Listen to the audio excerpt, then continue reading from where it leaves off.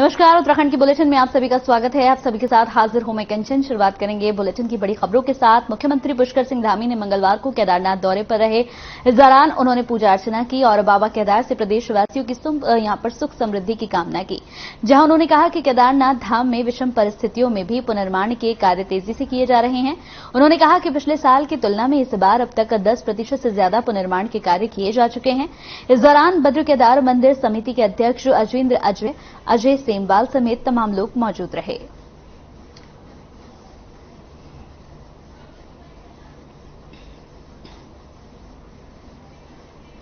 हमारे देश के यशस्वी प्रधानमंत्री मोदी जी के नेतृत्व और मार्गदर्शन में जहां धर्म और उत्थान का कार्य तेजी से पूरे देश के अंदर चल रहा है, वहीं केदारपुरी का पुनर्निर्माण का कार्य तेजी से आगे बढ़ रहा है और हमने उसकी टाइमलाइन तय की है कि दिसंबर 2023 तक भव्य केदारपुरी और दिव्य केदारपुरी का स्वरूप बनकर तैयार हो जाए। उसके लिए आज वहां पर पुनर्निर्माण के कार्य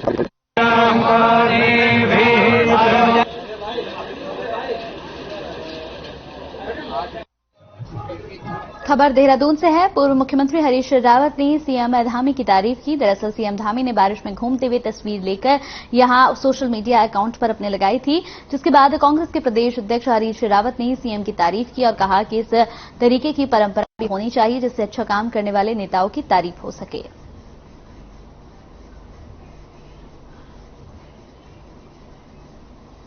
पूर्व मुख्यमंत्री जी की एक पोस्ट देखी है और उन्होंने धामी जी की तारीफ की है कि वो बारिश में घूम रहे हैं। हमने तो कई बार हरीश रावत जी को भी पूरी तलते हुए, जलेबी बनाते हुए, समोसे बनाते हुए, भुट्टे खाते हुए देखा है, तो उनको लग रहा होगा कि मेरे रास्ते पे चल रहा और अच्छी परंपरा है।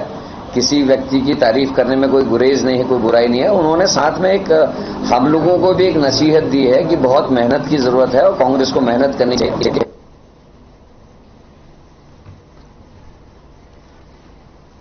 तो हरिद्वार में सिडकुल मैन्युफैक्चरिंग एसोसिएशन की ओर से छात्रों को रोजगार उपलब्ध कराने की दिशा में नई पहल की गई है।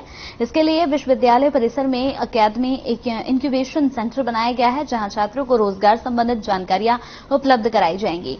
मंगलवार को कैबिनेट मंत्री सौरभ बहुगुणा ने इस सेंटर का उद्घाटन किया। इस दौरान मंत्री सौरभ बहुगुणा ने कहा कि जब सरकार, इंडस्ट्री और शिक्षण संस्थान एक साथ काम करते हैं तो लोगों को रोजगार आसानी से मिल जाता है। सिडकुल और गुरुकुल विश्वविद्यालय के एक मंच पर काम करने से निश्चित रूप से भविष्य में छात्रों को बड़ा लाभ होगा।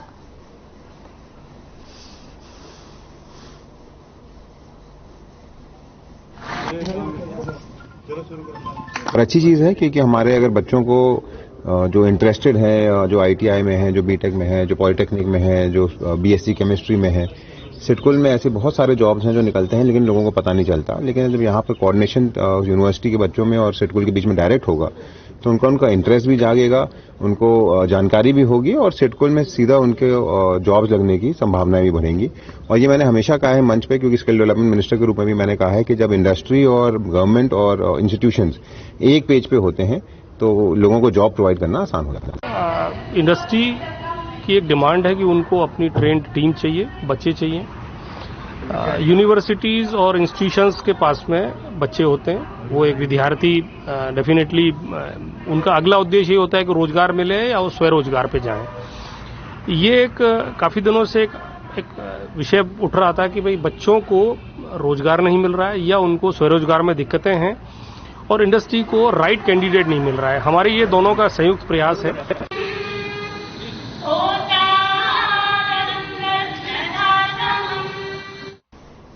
तो उत्तराखंड के कैबिनेट मंत्री सौरभ बहुगुणा को जान से मारने की साजिश चल रही थी, जिसके बाद सौरभ बहुगुणा ने इसकी शिकायत मुख्यमंत्री धामी के साथ पुलिस में तहरीर देकर की, जिसके बाद पुलिस मामले की जांच में जुट गई। बताया जा रहा है कि अभी तक कई लोगों को इसमें गिरफ्तार किया जा चुका है जो कि हत्या की साजिश रच रहे थे। बता दें कि हत्या की साजिश जेल में रची गई थी, जहां सौरभ बहुगुणा को जान से मारने का प्लान तैयार किया गया। पूरे मामले को लेकर सौरभ बहुगुणा का कहना है कि अब पुलिस इस पूरे मामले की जांच कर रही है और जल्द ही इस पूरे मामले का खुलासा होगा।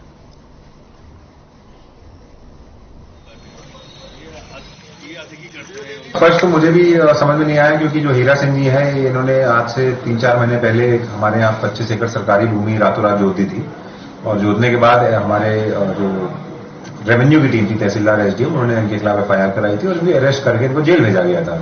सिर्फ इतना प्रकरण मुझे मालूम है, क्योंकि और मेरे संज्ञान में कोई ऐसा बहुत प्रमुख रीजन मुझे भी देखने को नहीं आ रहा है जिसकी वजह से इतनी बड़ी दुश्मनी हो गई हो कि उन्होंने मेरे नाम पे लोगों को हायर करने की बात करी, मुझे मदद कराने की बात करी गई। तो खबर हल्द्वानी से है, जहां अंतर्राष्ट्रीय बालिका दिवस के उपलक्ष्य में स्वच्छता और अधिकार पर कार्यक्रम आयोजित किया गया। आयोजित कार्यक्रम में महिला बाल विकास मंत्री रेखा आर्य ने हिस्सा लिया। इस दौरान उन्होंने 3000 यहां लड़कियों को सैनिटरी पैड वितरण किए। उन्होंने कहा कि माहवारी शर्म गलेने और का विषय नहीं है, इस पर खुलकर बात करनी चाहिए। गर्भ से दुकान पर जाकर सैनिटरी पैड आप मांगे, ये प्रकृति की ओर से नारियों को दी गई शक्ति है। राज्य सरकार ने 1 रुपए में सैनिटरी पैड उपलब्ध कराने की घोषणा की है, जिसे पूरा किया गया। इस मौके पर 35,546 आंगनबाड़ियों का सितंबर महीने का मानदेय भी भुगतान किया गया। वहीं इस मौके पर विधायक बंशीधर भगत ने कहा कि पहले लड़कियों को साइकिल चलाना मना था, लेकिन अब पायलट बनकर हवाई जहाज उड़ा रही हैं। लड़कियां स्वास्थ्य, शिक्षा और अधिकारों के प्रति जागरूक होंगी तो प्रदेश और देश दोनों तरक्की करेंगे। अंतर्राष्ट्रीय बालिका दिवस पे रखा गया है, जिसमें महिला सशक्तिकरण एवं बाल विकास जो विभाग है उसने स्वास्थ्य विभाग से भी जो है यहाँ पर विशेषज्ञों को आमंत्रित किया था, जिसकी वहाँ की तरफ से मैं यहाँ पे उपस्थित हुई और मैंने बच्चों को माहवारी या मेंस्ट्रुअल हाइजीन के बारे में जो है बताया और साथ ही जो है एनीमिया के बारे में बताया, क्योंकि यहाँ पे 3000 की संख्या में किशोरियां जो है यहाँ पर खड़ी हुई हैं। तो ऐसे मंच से यदि किशोरियों को इन 2 टॉपिक्स में, इन 2 विषयों के विषय में जानकारी दी जाए। आज अंतर्राष्ट्रीय बालिका दिवस है और अंतर्राष्ट्रीय बालिका दिवस पे सर्वप्रथम मैं पूरे प्रदेश की अपनी बालिकाओं को बहुत सारी बधाई देती हूँ। साथ साथ में चूंकि आज अंतर्राष्ट्रीय बालिका दिवस है तो देश की भी बालिकाएं हैं और अंतर्राष्ट्रीय बालिकाएं हैं, सभी का आज बड़ा विशेष दिन है। सभी लोगों को मेरी ओर से ढेर सी शुभकामनाएं हैं। बाकी आज हल्द्वानी में एक वृहद स्तर पर जो है बालिकाओं के लिए कार्यक्रम आयोजित किया गया है, जिसका ध्येय जो है यह बताना है कि महामारी में स्वच्छता हमारा अधिकार और हमारा कर्तव्य, ये दोनों चीजों का जो है उनको बोध कराने का आज का यह कार्यक्रम है। तो वहीं हरिद्वार में जिला पंचायत चुनाव खत्म होने के बाद अब पंचायत के बोर्ड गठन की कवायद शुरू हो गई है। जिला पंचायत अध्यक्ष के लिए बीजेपी के राजेंद्र सिंह चौधरी ने अपना नामांकन दाखिल किया है। इस दौरान हरिद्वार के सांसद रमेश पोखरियाल निशंक समेत कई बीजेपी नेता मौजूद रहे। जिले के सभी 6 ब्लॉक प्रमुख पदों के लिए भी नामांकन दाखिल हुए। बता दें कि 13 अक्टूबर को ब्लॉक प्रमुख पदों के लिए और 14 अक्टूबर को जिला पंचायत अध्यक्ष और उपाध्यक्ष पद के लिए चुनाव होंगे। वहीं 14 अक्टूबर को ही रिजल्ट की घोषणा भी कर दी जाएगी।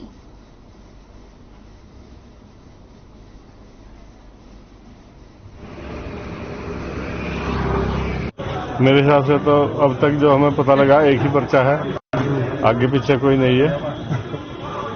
तो किस तरह से काम करेंगे जो अगर निर्वाचन पर्चा दाखिल किया उसके बाद देखेंगे आगे क्या करना है। निर्विरोध पार्टी की ये तो बहुत बड़ी एक तरफा उन्हें पूरा जिला कर दिया, ब्लॉक प्रमुख वगैरह भी सब आ गए और जिला पंचायत भी तो पूरा भारत ही भगवा में हो चुका है। ये जिला तो है ही भगवा में पहले से। क्षेत्र के विकास के लिए कैसे काम करेंगे? अब पर्चा भरा उसकी बात बाद में करेंगे।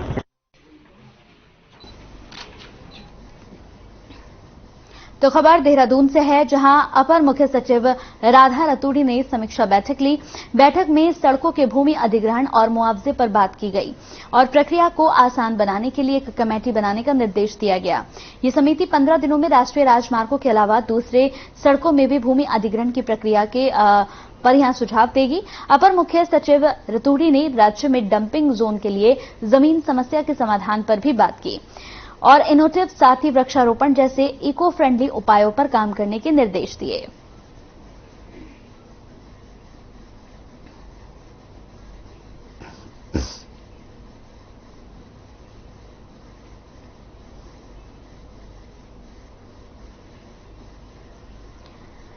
विकासनगर में विभिन्न संगठनों से जुड़े लोगों ने मुलायम सिंह यादव को श्रद्धांजलि अर्पित की। श्रद्धांजलि सभा में समाजवादी पार्टी, किसान मोर्चा और एकता एंटी करप्शन के कार्यकर्ता शामिल हुए।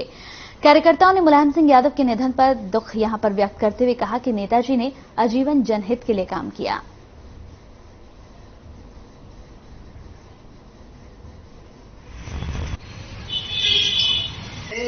देखिए, बहुत ही दुख का समाचार मिला।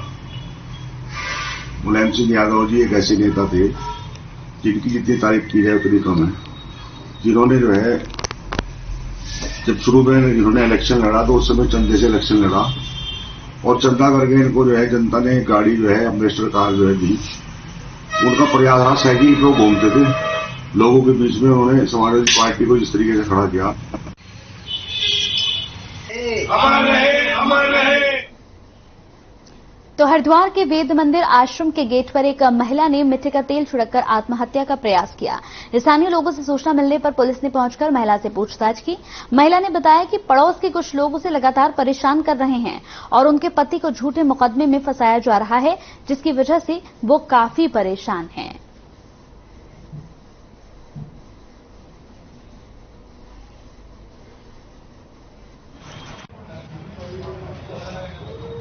लालडांग के रहने वाले हैं। पति और पत्नी आज सुबह माननीय न्यायालय में उनकी डेट थी, वहां पे पेशी पे आए थे। उसके बाद ये दोनों यहाँ पे आए और अपने ऊपर तेल छिड़क के और तेल छिड़के ही थे कि हमें मैसेज मिला, तुरंत उनको लेके यहाँ पे आए और इनसे प्रथम दृष्टया पूछताछ की जा रही है। तो ये बता रहे हैं कि पड़ोस में किसी से इनका विवाद चल रहा है और उसमें दोनों तरफ से मुकदमा भी दर्ज है। दोनों में चार्जशीट भी लगाई जा चुकी है और कोर्ट में इनकी लगातार पेशी और वारंट आ रहा था, तो इससे ये परेशान होती थी।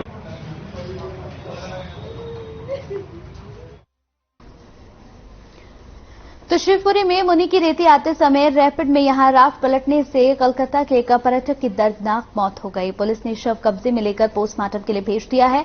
पर्यटक की पहचान 62 वर्षीय यहां पर शुभाशीष के रूप में हुई है।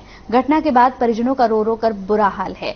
बता दें कि मंगलवार की सुबह कोलकाता से 16 पर्यटकों का दल ऋषिकेश घूमने के लिए गया था, जहां पर्यटकों ने राफ्टिंग करने के दौरान यहां रोलर कोस्टर नाम के रैपिड पर राफ्ट लीक होकर पलट गई। पीछे चली रही दूसरी राफ्ट के गाइड की सहायता से पर्यटकों को गंगा से बाहर निकाला गया। वहीं पर पहुंची एम्बुलेंस से उपचार के लिए ऋषिकेश लाया गया, जहां डॉक्टरों ने उन्हें मृत घोषित कर दिया।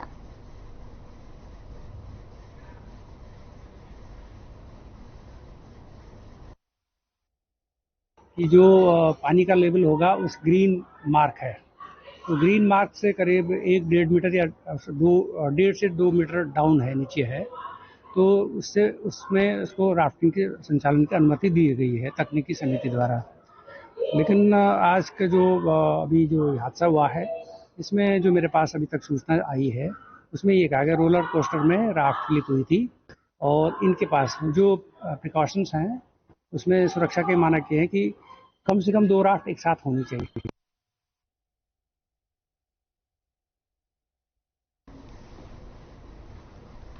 तो अल्मोड़ा जनपद में सड़कों की हालत खराब होने से लोगों को काफी परेशानियों का सामना करना पड़ रहा है। इस पर विधायक मनोज तिवारी ने लोक निर्माण विभाग के अभियंता के कार्यालय में घेराव किया और विधायक के साथ सैकड़ों यहां पर कांग्रेसियों ने मुर्दाबाद के नारे लगाए। आपको बता दें कि नगर के मुख्य मार्ग पर कई महीनों से गड्ढे हुए हैं। लोक निर्माण विभाग के अधिकारी इस पर ध्यान नहीं दे रहे हैं।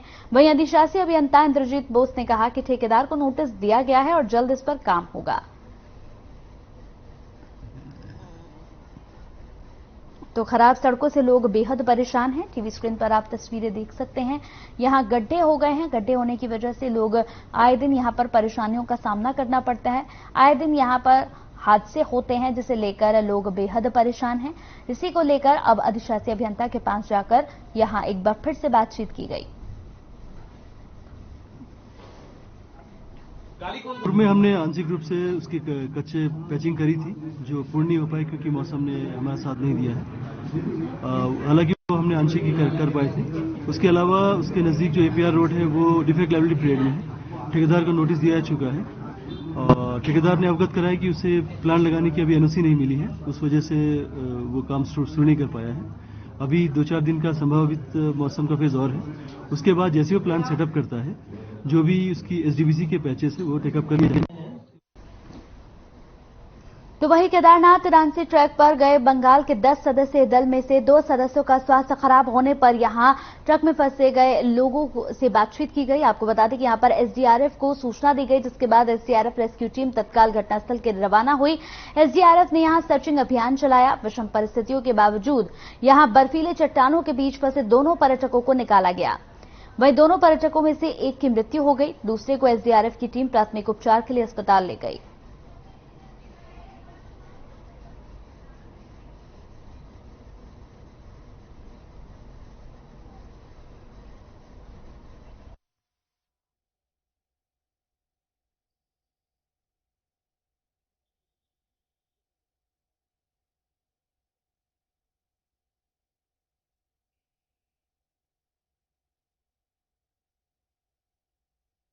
ने रेस्क्यू किया है। तस्वीरें हम आपको टीवी स्क्रीन पर दिखा रहे हैं। यहां पर 2 पर्यटक फंस गए थे जिन्हें एसडीआरएफ की टीम ने बमुश्किल निकाला। दोनों में से एक की मृत्यु हो गई है और एक को उपचार के लिए ले जाया गया है।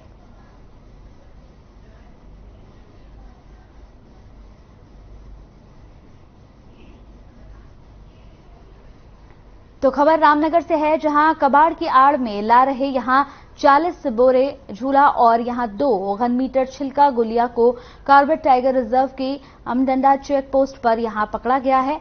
जानकारी देते हुए कॉर्बेट पार्क के वार्डन अमित वास्कावटी ने बताया कि सुबह 5 बजे यहां बिजवानी गेट पर तैनात कर्मचारियों ने वाहन को पकड़ा, जिसमें 40 बोरे झूला पत्ता के साथ ही यहां 2 घन मीटर छिलका गुलिया बरामद किया गया है। वाहन के साथ यहां 3 आरोपियों को भी पकड़ा गया है। उन्होंने बताया कि यह माल चमोली के नारायणबगड़ से कबाड़ की आड़ में लाया जा रहा था।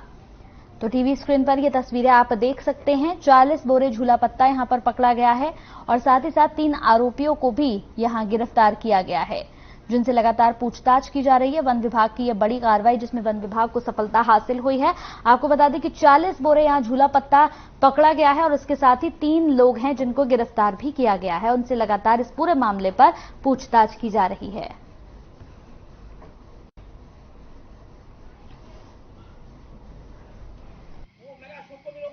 देखिए, आज सुबह ये आमडंडा गेट पे, कॉर्बेट टाइगर रिजर्व के आमडंडा गेट पे एक गाड़ी को रोका गया। उससे चीड़ की स्मेल आने पर उसकी छानबीन की गई तो उससे 40 बोरे लगभग झूला और 2 घन मीटर लगभग छिलका गुलिया प्राप्त हुआ है। आरोपियों से इसकी पूछताछ की गई है। वो उन्होंने बताया कि नारायणबगड़ से माल को इसमें चढ़ाया गया था और अभी इसको सीज करने की कार्रवाई की गई।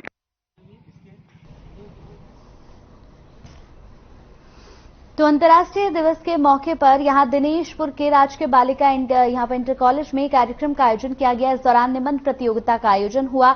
वहीं प्रधानाचार्य सुनीता कश्यप का कहना है कि विद्यालय में बच्चों ने कई कार्यक्रम यहां पर प्रस्तुत किए। बच्चों ने यहां पर बड़े हर्षोल्लास के साथ तमाम प्रस्तुतियां दी, जिसमें बच्चों को सम्मानित भी किया गया। उन्हें गिफ्ट्स भी यहां पर दिए गए। राजकीय बालिका इंटर कॉलेज की ये तस्वीरें हैं, जहां पर पेंटिंग प्रतियोगिता भी रखी गई। यहां पर सेव द गर्ल पेंटिंग बनाई गई। बच्चों ने बहुत ही खूबसूरत सी यहां पर पेंटिंग्स तैयार की। दिनेशपुर की ये तस्वीर हम आपको दिखा रहे हैं। यहां पर सभी पेंटिंग्स के जरिए बच्चों ने, छात्राओं ने यहां पर कोई ना कोई एक मैसेज जरूर दिया है। निबंध प्रतियोगिता का भी यहां पर आयोजन किया गया, पेंटिंग प्रतियोगिता का भी आयोजन किया गया। यहां पर बच्चों को बहुत ही अच्छे से उन्हें सम्मानित किया गया और गिफ्ट्स भी दिए गए। अंतर्राष्ट्रीय बालिका दिवस के उपलक्ष्य में आज हम लोग जीजीआईसी दिनेशपुर में हमारी 100 बच्चियां जो जीजीआईसी में अध्ययनरत हैं, कक्षा 6 से लेकर कक्षा 12 तक के, और वो यहाँ उपस्थित हैं। यहाँ की प्रधानाचार्य भी उपस्थित हैं और हमने वेटेनिया फाउंडेशन के भी का भी सहयोग इसमें लिया है और उसके द्वारा जो है बेटी बचाओ बेटी पढ़ाओ और स्वच्छ भारत शीर्षक से जो है कंपटीशन भी हमारे द्वारा कराया जा रहा है। आज अंतर्राष्ट्रीय बालिका दिवस मनाया जा रहा है, जिसमें बच्चों ने इस पर स्लोगन लिखे हैं। बेटी पढ़ाओ बेटी बचाओ पर निबंध लिखे हैं और महिला सशक्तिकरण पर भी उन्होंने निबंध प्रतियोगिता हमने कराई है आज। इसमें बच्चों ने बहुत ही अच्छा पेंटिंग भी करी है, पेंटिंग का भी आज है और स्वच्छता के ऊपर गवर्नमेंट की तरफ से इसको ध्यान रखते हुए बच्चों को सैनिटरी पैड बांटे गए हैं, जिससे कि बच्चे स्वच्छ रहेंगे। इससे विद्यालय का भी स्वच्छता का भी ध्यान रखेंगे, विद्यालय में भी, और अपने माता पिता का भी। चलिए यहाँ रुकते एक छोटे से ब्रेक के लिए, जल्द हाजिर होंगे।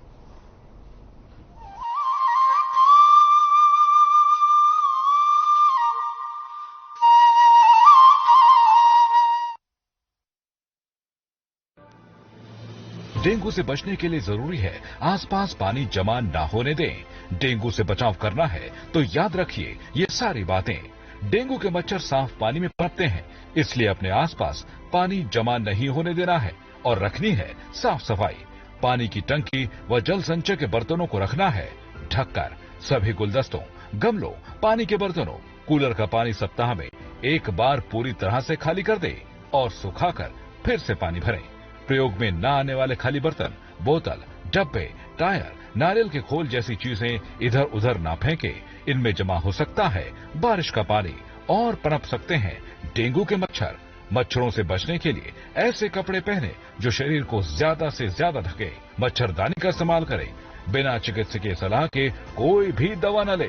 ज्यादातर मामलों में डेंगू बहुत ही सामान्य लक्षणों के साथ आता है, जो घर पर ही रहने से, आराम करने से व पेय तरल पदार्थों के सेवन से ठीक हो जाता है। लेकिन डेंगू को लेकर के सावधानी बरती जानी बहुत आवश्यक है। यदि आपको डेंगू के लक्षण महसूस होते हैं, जैसे तेज बुखार होना, तेज बदन दर्द होना, आंखों के पिछले हिस्से में दर्द होना, सर दर्द होना और शरीर पर लाल चकत्ते होना, तो आप इसमें सावधानी जरूर बरतें। ऐसे लक्षण होने पर आप अपने डॉक्टर से सलाह लें और बिना डॉक्टर की सलाह के कोई भी दवा ना लें। जागरूकता के साथ बरतनी है सावधानी। Hey mom, hey, look, I can download a song really fast. I can make dosas faster. Must be joking. Bus, 3 easy steps. Mix with water, spread batter, fry. गाना डाउनलोड हुआ? नहीं, पर तब तक मैं इडली बनाती हूँ। हमने बनाया किड्स से। आदमपुर उपचुनाव के लिए सभी दल तैयार। राजनीति के रण में ताल ठोकने को बेकरार। जीत के दावेदार नहीं है कम। रिजल्ट बताएगा किसमें कितना है दम। देखिए मसला रात 8 बजे।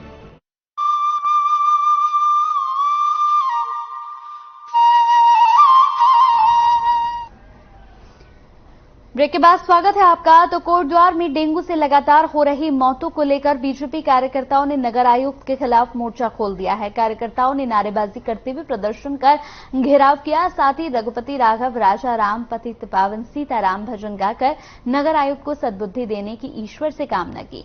वहीं बीजेपी कार्यकर्ताओं ने कहा कि डेंगू महामारी ने कोटद्वार में दस्तक दे दी है, जिससे शहर में 6 मौतें हो चुकी हैं।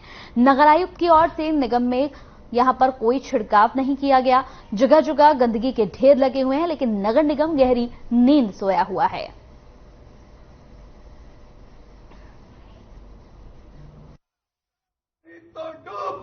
सब जानते हैं कि आज कोटद्वार में डेंगू ने महामारी का रूप ले लिया है और पिछले 1 हफ्ते के अंदर लगभग नगर क्षेत्र के अंदर 6 से ज्यादा मौतें हो चुकी हैं, दुखद मौतें हो चुकी हैं। लेकिन नगर आयुक्त गहरी नींद में सो रहे हैं और न डेंगू की दवाई का छिड़काव करा रहे हैं, न कुछ कर रहे हैं उसकी रोकथाम के लिए। आप देख सकते हैं कि जगह जगह गंदगी के ढेर लगे हुए हैं, उस पर इनका ध्यान नहीं है। प्राथमिकता के आधार पर उसको जो काम करना चाहिए उस काम को तो वो कर नहीं रहा है। प्राथमिकता उसकी कहती है कि शहर में डेंगू फैल रहा है तो तुम डेंगू का ब्लीचिंग का छिड़काव कराओ, वो नहीं कर रहा है। तुम माना ठीक है, बहुत अच्छा कार्य कर रहा है, तू ओवरलोड डंपर पकड़ रहे हो, पकड़ो, कोई बात नहीं, उसका एक फॉर्मेट तो होगा।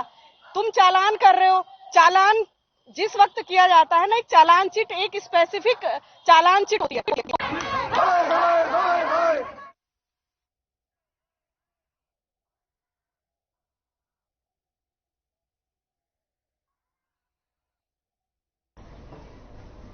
देहरादून में बीती देर रात वर्कशॉप के चौकीदार की निर्मम हत्या करने का मामला सामने आया है। सूचना मिलते ही मौके पर पहुंची पुलिस ने शव को कब्जे में लेकर पोस्टमार्टम के लिए भेज दिया है।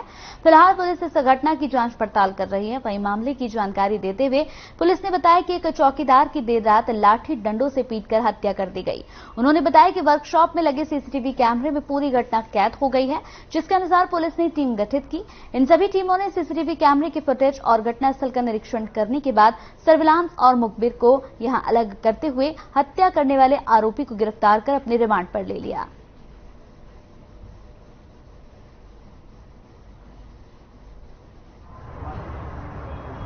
आज सुबह जो है लगभग 2:15 बजे के बीच में एक राजकुमार 75 ईयर्स ओल्ड व्यक्ति है, जो कि मोहम्मद जावेद पुत्र नसीर अहमद, ये नवाबगढ़ जगह पड़ता है कैनाल रोड में, विकास नगर में, वहाँ चौकीदारी करता था। रात को ही सोया हुआ था बाहर उसके वर्कशॉप के बाहर, और एक इसका जो है सुबह देखा गया तो इसका बिल्कुल बहुत निर्मम रूप से इसके असर पर चोट मार करके इसका कत्ल किया हुआ था।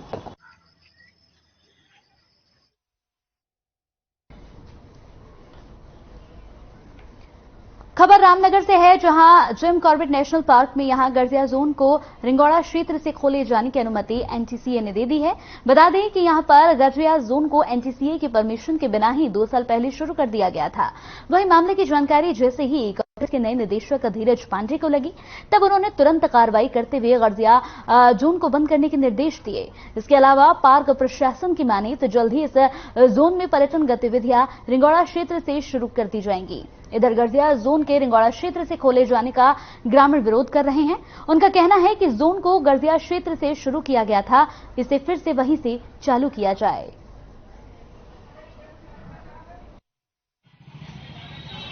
देखिए, गर्जिया जोन को खोलने की अनुमति एनटीसीए से प्राप्त हो चुकी है, जिसके क्रम में अब अग्रेतर कार्रवाई सुनिश्चित की।